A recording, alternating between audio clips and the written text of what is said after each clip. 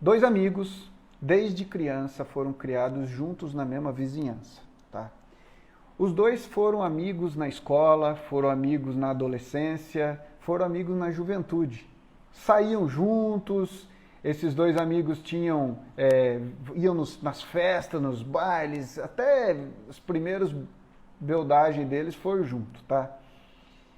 Um dia, eles se separaram, porque um foi estudar numa cidade e outro foi estudar em outra cidade.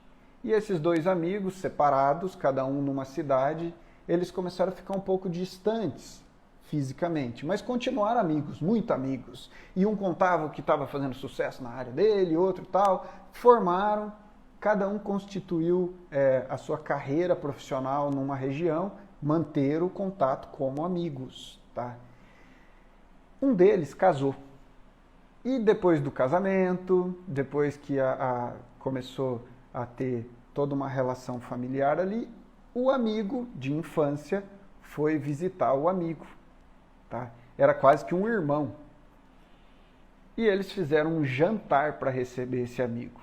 Imagina, vocês conseguem imaginar quanta emoção, uma vida de amizade, uma vida de relações, e depois de casado ainda manter esse relacionamento ativo? Quantas lembranças boas, né? E ali na mesa, os dois conversando sobre o passado, porque isso foi uma parte da conversa, conversando sobre as relações, conversando sobre todos os assuntos. Em um determinado momento, o amigo falou: cara, seguinte, eu tenho um vinho reserva que eu guardei para esse momento quando você viesse visitar, porque você sabe que você é quase meu irmão. Vou lá buscar. E foi na adega buscar aquele vinho. Quando ele voltou com o vinho na mão, ele percebeu que a esposa dele estava com um ar meio estranho. Um ar meio de dúvida, um ar meio de incerteza, um ar meio assim, tinha alguma coisa errada ali. Mas ele abriu o vinho, tomaram o vinho e logo o amigo falou: cara, foi muito bom estar aqui, é muito importante ter você na minha vida, mas eu vou embora. E foi embora, de repente. E quando esse amigo se pôs embora, ele olhou para a esposa e falou: bem, eu não estou entendendo. Uma visita de um amigo meu tão importante, você ficou de cara fechada, de cara amarrada, o que aconteceu?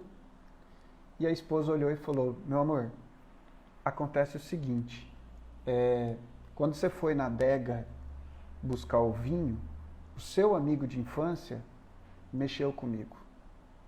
Ele me cantou. Ele falou algumas coisas que eu fiquei muito ofendida dele ter falado. Meus amigos, por que eu contei essa história? Vou explicar para vocês. Até aquele momento, dentro da mente dessa pessoa, desse amigo, quais eram os sentimentos dominantes? Amizade, companheirismo, irmandade, fraternidade, confiança, certo? Uma vida de sentimentos construído. Um movimento, uma frase, uma palavra, uma atitude.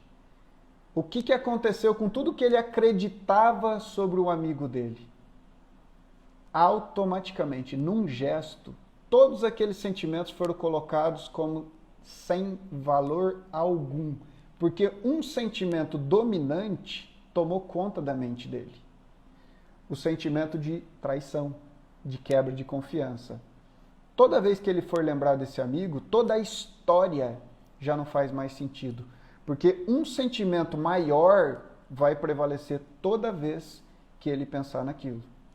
Por que eu fiz essa introdução? Para dizer para você, todo mundo que tem uma crença que limita, que se em um determinado momento da sua vida você construir uma condição que traga um sentimento maior do que o que criou essa sua crença, vai sobrepor. Entendeu? Então, como que você faz com as suas crenças? Apaga? Ressignifica. Você já deve ter ouvido falar disso. Tá? A ressignificação é a estratégia.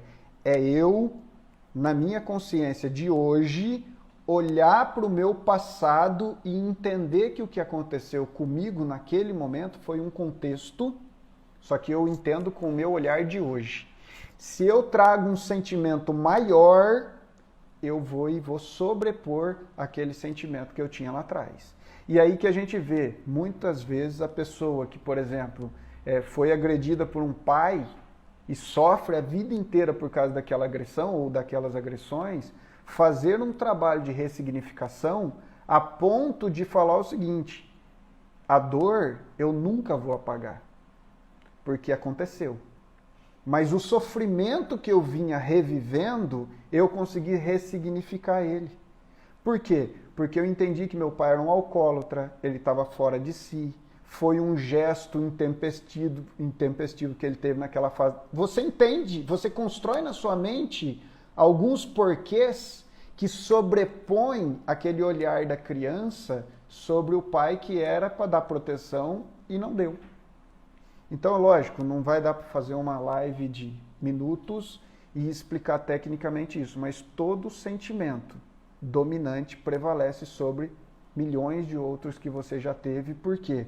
Porque quando a sua mente entender com outro sentido, você destrava esse ponto da sua vida.